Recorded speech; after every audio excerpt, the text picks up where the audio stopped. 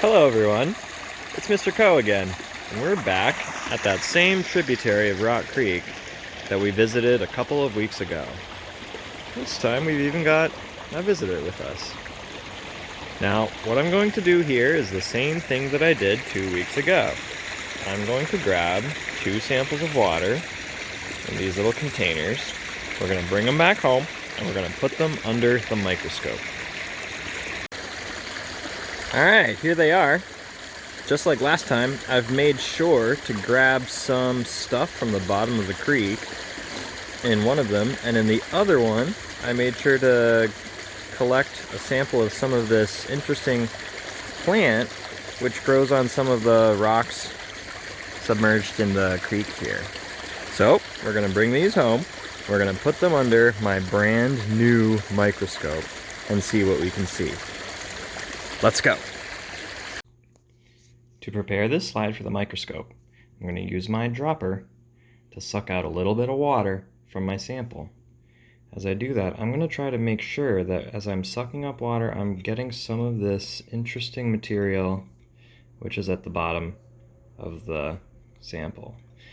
Okay, now, looking at my dropper up close, I can see that there are some little specks and chunks of things in there. That's good. That's what I want to see on my slide. So, here comes the water onto the slide. I only need a drop or two. 1 drop, in fact, I think is going to be perfect. Notice how this 1 drop has some stuff floating in it. I'm wondering if we'll find any living things there. Our slide's not quite ready. We have to place this cover slip on top of the drop to make it flat. If you watched my last microscope video, you may remember that microscopes like flat specimens. So here comes the cover slip right on top there, and now the specimen is flat. Final step is just to put it on the microscope and see what we can see. I wonder, 16 days after our first microscope video, will we see similar living things, or will we see something new and different? Let's find out. Okay, so here's our first slide.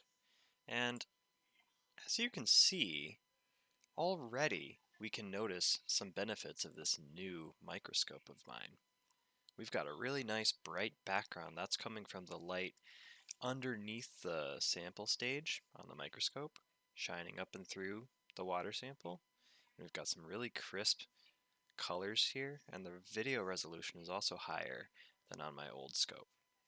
Now, as for the actual water sample here, I notice that there are a lot fewer visible living things in this sample than there were in the one from March 31st. I don't know what might explain that, but there is this interesting round living thing here. It's clearly moving around all by itself. It's got some sort of structure inside of it. It's moving independently. It's definitely not an air bubble floating around in my water.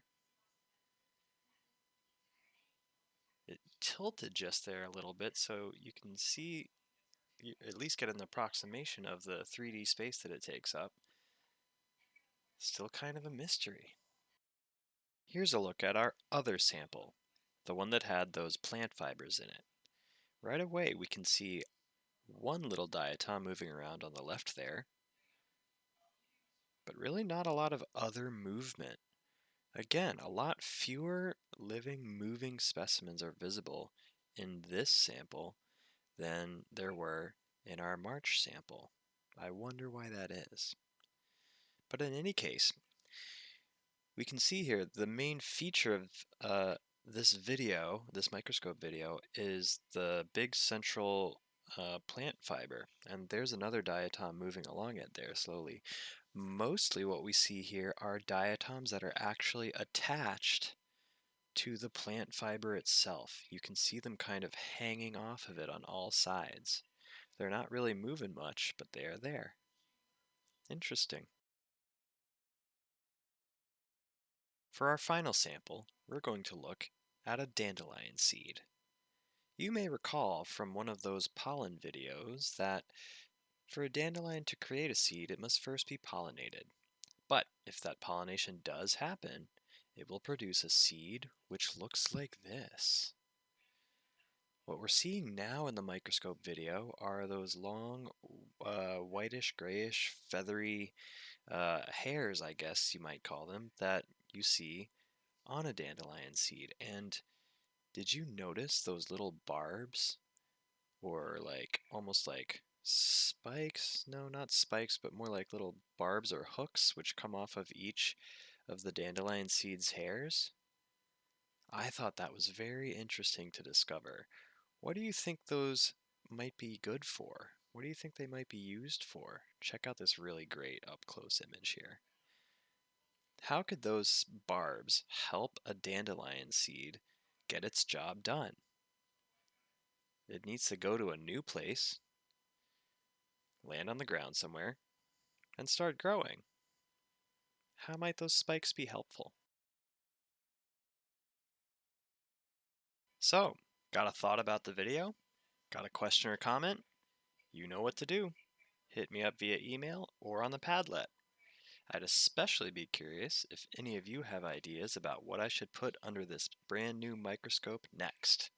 Hope to hear from you soon.